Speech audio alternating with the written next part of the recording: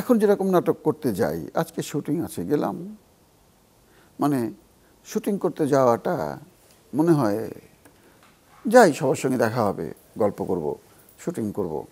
কিন্তু স্যারের প্রতিটি কাজ করেছি, এক একটি কাজ মানে জীবনের এক একটা মাইলস্টোন, প্রত্যেকটি কাজ, এক একটা কাজ আমাদের জীবনে এক একটা মানে উৎসবের মতো ছিল এবং অনেক বড় প্রাপ্তির মতো ছিল। এই যে এখন অনেক কাজ করি, দেখি কয়টা, দেখি না তো।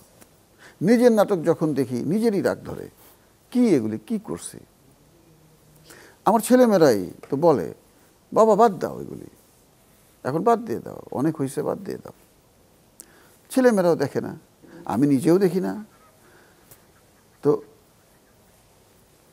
একবার ঈদে আরেকটা গল্প মনে পড়লো। আচ্ছা, ঈদের দিন নাটক তো দেখা হয় না, দেখার সময় হয় না। ঈদের দিন মোবাইলে ওই স্যারের একটা পুরাতন নাটক, আমার মনে নেই কোনটা, আমি হঠাৎ করে নাটকটা বের করলাম, দেখব।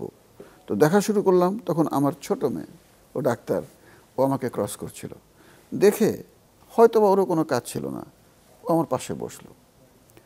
পুরো নাটকটা বাবা মেয়ে এক নিঃশ্বাসে শেষ করলাম।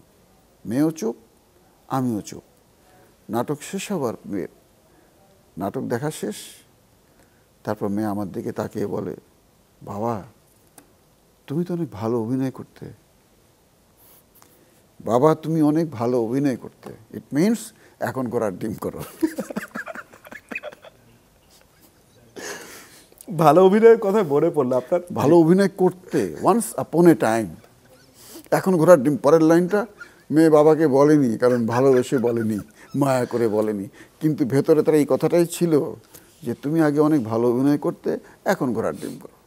এই হচ্ছে মানে আমাদের আগের কথা আর এখনকার কথার মধ্যে তফাৎ এটুকুই।